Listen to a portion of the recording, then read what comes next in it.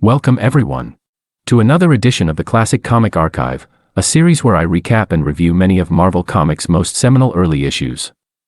Our story for today is Tales of Suspense 44, cover dated August of 1963.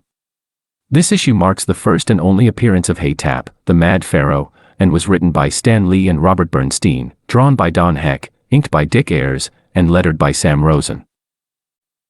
Our issue opens up with a striking splash page, teasing Iron Man's coming adventure in ancient Egypt. But to understand how he ended up in the distant past, we must first travel to modern-day America, as Tony Stark is boarding a plane to Egypt. He's traveling there to assist an archaeologist who's made an incredible discovery. But as he's walking up the steps to the plane, he finds himself hounded by a group of eager reporters. Leaning into his reputation as a lady killer, they ask him that if he had been alive in ancient Egypt, would he have fallen in love with Cleopatra, the famous pharaoh known for her astonishing beauty. Stark responds by joking that he doesn't know, but in modern times she'd be a bit too old for him. But with that, the issue shifts forward several days and to a dig site in Egypt. The person overseeing it is Paul, a friend of Stark who's enlisted his aid in finding the lost tomb of King Haytap. But Stark claims that he can't really help, as he doesn't have the equipment needed to locate it. But luckily for Paul, Stark knows just the person who does: Iron Man. In these early issues, Stark's identity as Iron Man was a secret, and he would pretend that the hero was a friend or employee of his. So Stark tells Paul that he'll contact Iron Man, who just so happens to be in Cairo on a secret mission. So the issue shifts forward to later that night in Cairo, as Stark is enjoying himself at a local bar. But it seems that he's been having too much fun, as he's now dangerously tired, and must return to his hotel at once. So that's where he wearily heads, and arrives just in the nick of time, for if he'd waited any longer, the electronic chest plate that's keeping him alive would have run out of energy, and ultimately killed him. But a simple plug into a hotel outlet is enough to keep it running till morning, at which point he changes into Iron Man and heads back to the dig site. Once there, he's led to the area where Paul thinks Haytap's tomb is located. But the archaeologist can't be certain, and has been hesitant to drill, in fear of accidentally destroying the tomb. So that's where Iron Man comes in, as he pulls out a pair of goggles that allow him to see through solid matter.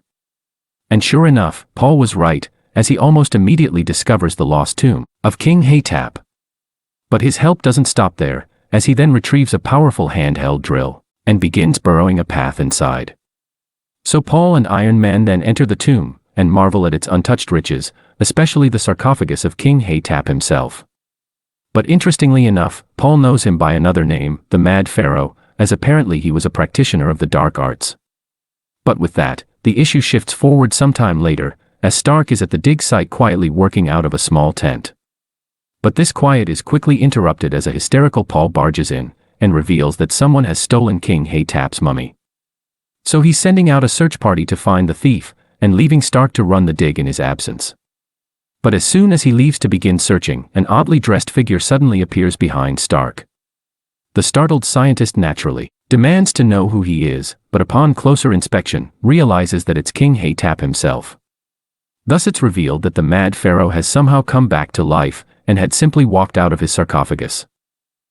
But Stark refuses to believe such a fantastic tale, and accuses Haytap of pulling a hoax, as no one can truly come back from the dead. But the Mad Pharaoh reveals that he'd never actually died.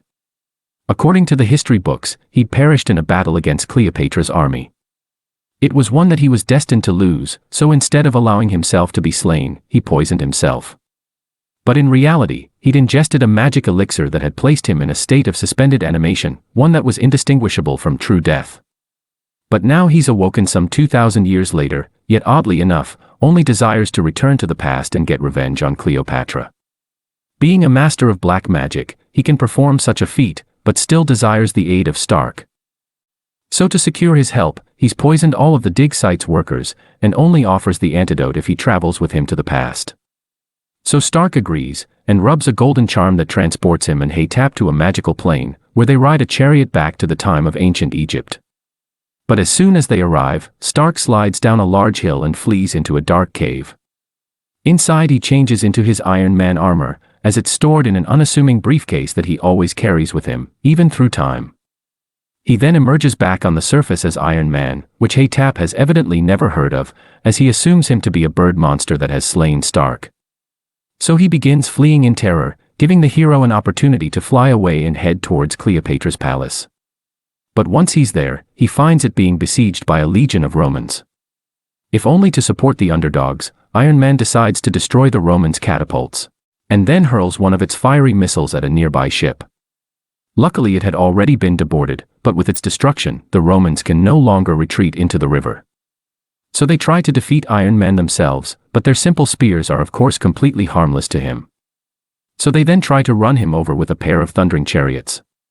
But this effort also fails, as he simply anchors himself to the ground and allows them to crash into him.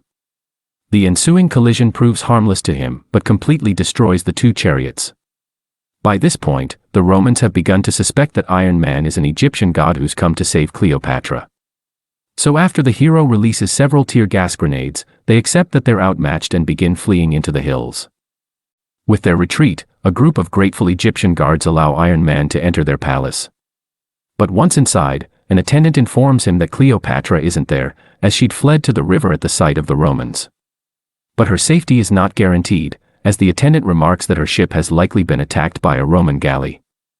So Iron Man once again resolves to save her. This time he equips tiny propellers onto his boots and begins speeding through the river in search of her. And sure enough, he finds her just as she's about to be attacked by a Roman galley.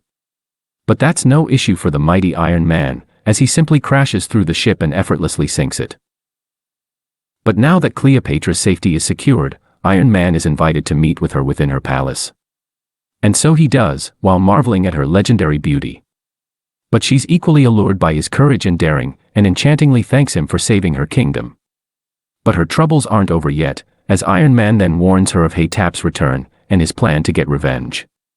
So she asks him to defend her kingdom once again, and offers him anything he wishes in return. But the hero refuses any gifts, and remarks that the pleasure of serving her is enough to satisfy him. So the issue shifts forward sometime later, as Iron Man and an army of Cleopatra's warriors are meeting Haytap in battle. The mad Pharaoh is joined by his own army of loyal soldiers, a force that's greater in number than Iron Man's. But even if he were to somehow be defeated, Haytap has an ace up his sleeve, as he can simply escape the battle by rubbing his charm and returning to the present.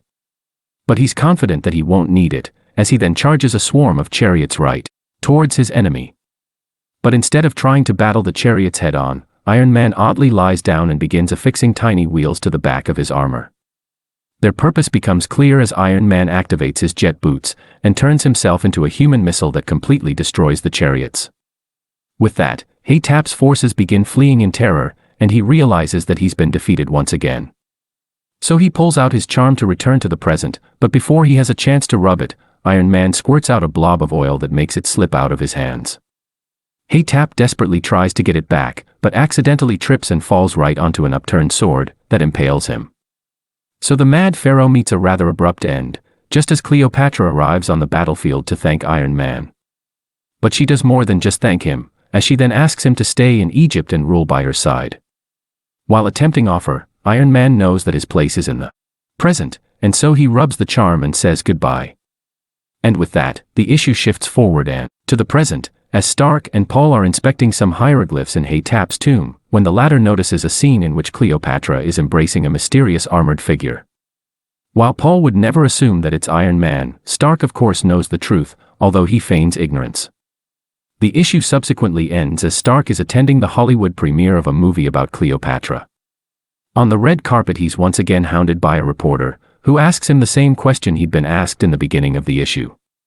While earlier he responded with an "I don't know," this time Stark confidently declares that he would have fallen in love with Cleopatra, as after all, stranger things have happened. That concludes the Iron Man story in Tales of Suspense 43, and another episode of the Classic Comic Archive.